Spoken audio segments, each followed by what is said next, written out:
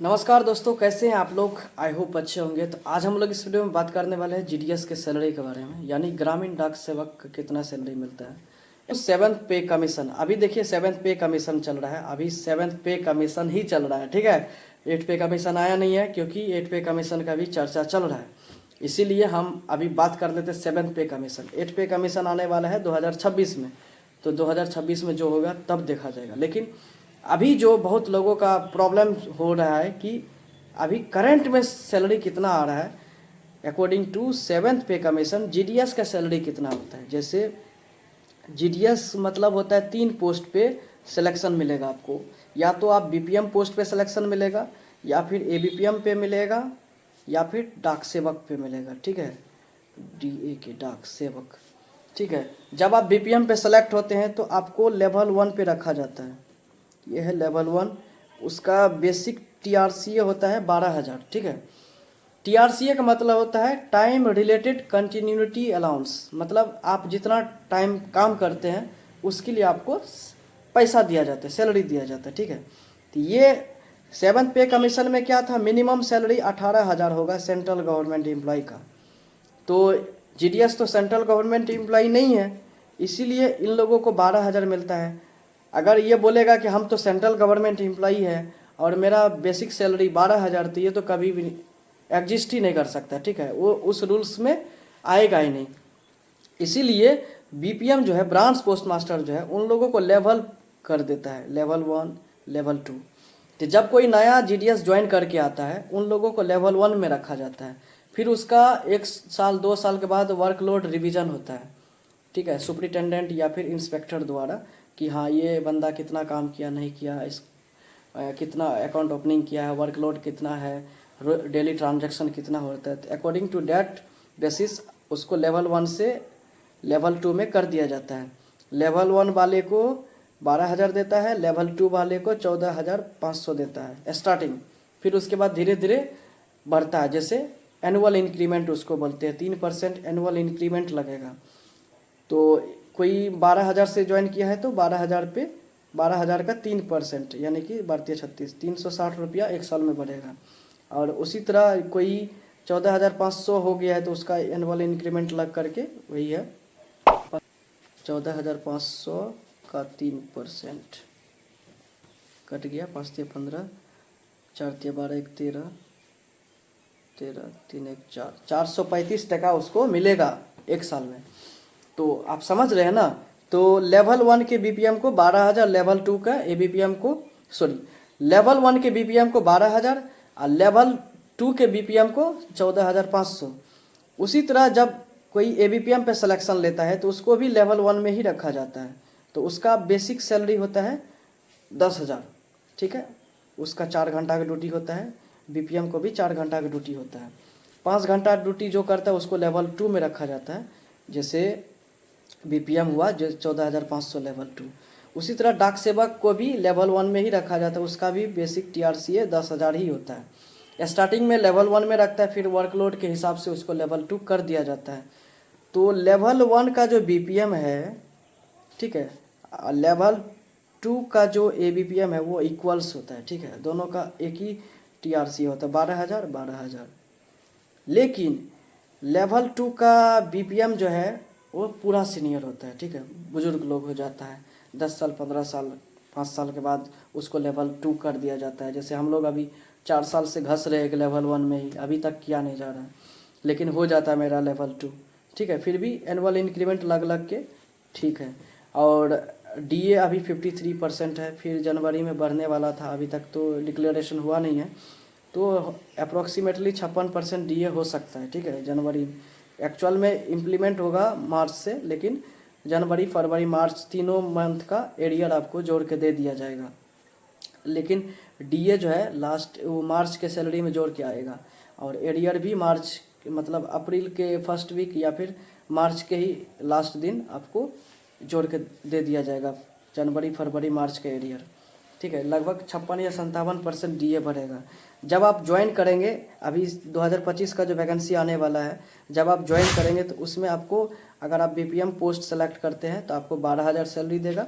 12,000 अभी 12,000 गुना मान लो कि 56% DA है, ठीक है। तब तक तो जब तक DA अनाउंस होगा तब तक आपका ज्वाइनिंग भी हो जाएगा। तो अभी आपको कैलकुलेट करके दिखा देते हैं और कितना होगा, क्योंकि GDS को DA का अलावा और दूसरा कोई अलाउंस नहीं मिलता है, अब मिलता भी है तो बहुत ही नेग्लिजिबल होता है। अभी आपको बताते 12,000 जब आप ज्वाइन करेंगे और 56% या 57% DA हो जाएगा तभी, तो आपको 18,720 रुपया आपको आपका बेसिक TRC या प्लस DA जोड़ के मिलेगा। जब आप नया नया ज्वाइन करेंगे तो आपको ऑफिस मेंटेनेंस अलाउंस मिलेगा जो BPM को मिलता है, फिर बाद में उसको एनहांसमेंट किया जाता है, बढ़ाया जाता है 250 रुपया से 500 मैक्सिमम ऑफिस मेंटेनेंस अलाउंस होता है।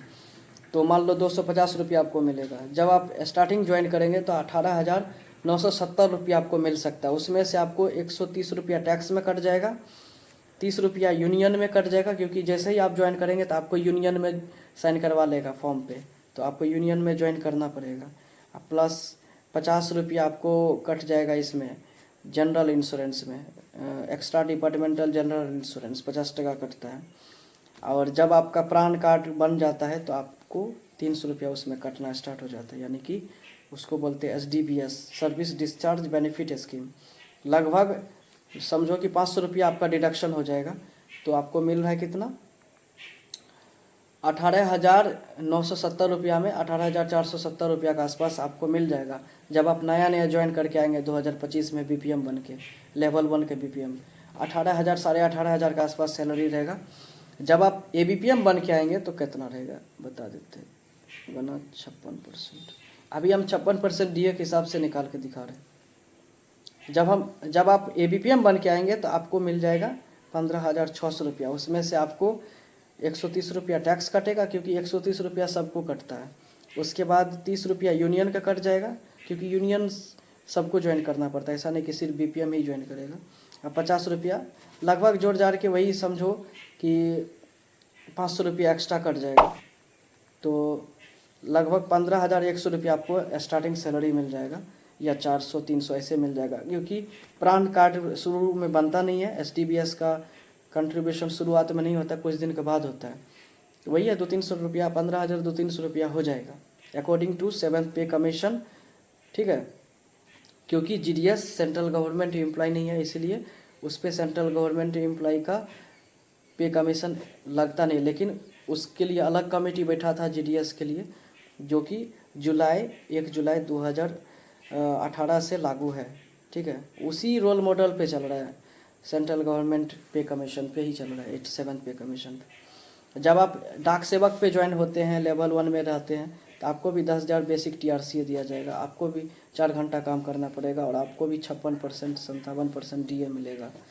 तो लगभग 5600 रुपया वही है जो ABPM को सैलरी है, वही आपको भी मिलेगा, यानी कि 15,100-200 रुपया मिल जाएगा। जो डिडक्शन ABPM को होता है, जो डिडक्शन BPM का होता है, जो डिडक्शन डाक सेवक का होता है, सबको सेम ही डिडक्शन होता है। GDS मतलब तीनों सेम ही होता है, बस वर्क प्रोफाइल अलग अलग होता है। डाक सेवक का काम मेल एक्सचेंज का होगा, SO to BO या फिर BO to SO। ABPM का काम होगा मेल डिलीवरी करने का, ब्रांच ऑफिस से door to door mail delivery करना रहता है एरिया में, ठीक है। और BPM का काम होता है मेल को पूरा कंट्रोल करना, उसके बाद जितने भी ऑफिस का काम होता है, अकाउंट खोलना, पैसा लेन देन करना, सारा BPM का काम होता है। तो ये सारा ऑफिशियल काम BPM का होता है, जैसे हम अभी बैठ के काम कर रहे थे, और इसी दर्पण डिवाइस से करना पड़ेगा। सैमसंग कंपनी का मोबाइल मिलेगा और उसी से करना पड़ेगा, ये सब चीज़ आपको मिलेगा, स्कैनर वगैरह सब मिलेगा। इसमें अकाउंट ओपनिंग सब होता है, इंडिया पोस्ट पेमेंट्स बैंक का काम होगा, आधार कार्ड का भी काम स्टार्ट हो जाता है, इंश्योरेंस करना पड़ेगा, ठीक है। वही सब है, रेकरिंग डिपॉजिट सब, फिक्स डिपॉजिट सब करना होता है। तो आपको समझ आ गया होगा कि डाक सेवक का कितना सैलरी हो जाता है, या BPM चाहे ABPM चाहे डाक सेवक किसी का भी। पूरा सैलरी के बारे में बता दिया किस तरह से आपको क्या चीज़ होगा। हाँ, 1 साल के बाद एनुअल इंक्रीमेंट लगता है 3% का, जैसे जैसे आपका ड्यूटी बढ़ता जाएगा एनुअल इंक्रीमेंट लगेगा, और 3 साल पे आप प्रमोशन के लिए एलिजिबल हो जाते हैं। ये नहीं कि 3 साल कंप्लीट हो गया तो आप प्रमोशन ऑटोमेटिकली हो जाएगा, नहीं, उसके लिए आपको एग्ज़ाम देना पड़ेगा, उसको बोलते हैं LDCE, limited departmental competitive examination, वो देंगे तो आप मल्टीटास्किंग स्टाफ बन सकते हैं MTS। उसके बाद धीरे धीरे प्रमोशन होता रहता है। उसके लिए सबका अलग अलग एलिजिबिलिटी क्राइटेरिया है, सर्विस ईयर है, ठीक है। आई होप वीडियो के थ्रू बहुत कुछ समझ आया होगा जीडीएस सैलरी के बारे में। नमस्कार, अगर चैनल पे नए हैं तो ज़रूर सब्सक्राइब कर लो, क्योंकि बहुत ही जेन्युइन इन्फॉर्मेशन देंगे, क्योंकि हम खुद ही जीडीएस बीपीएम है और 4.5 साल से ड्यूटी कर रहे हैं और पूरी एक्सपीरियंस आपको बताएंगे हमारे चैनल पे। हमारे चैनल की यही खासियत है, इम्पोर्टेंस है हमारे चैनल का, यही खासियत है कि हम काफ़ी ज़्यादा एक्सपीरियंसिव हो गए और जो भी इन्फॉर्मेशन आपको बताएंगे पूरी तरह से ऑथेंटिक इन्फॉर्मेशन देंगे, कुछ भी फेंकने वाला बात नहीं रहेगा। चलिए आज का वीडियो यहीं ख़त्म करते हैं। नमस्कार, जय हिंद।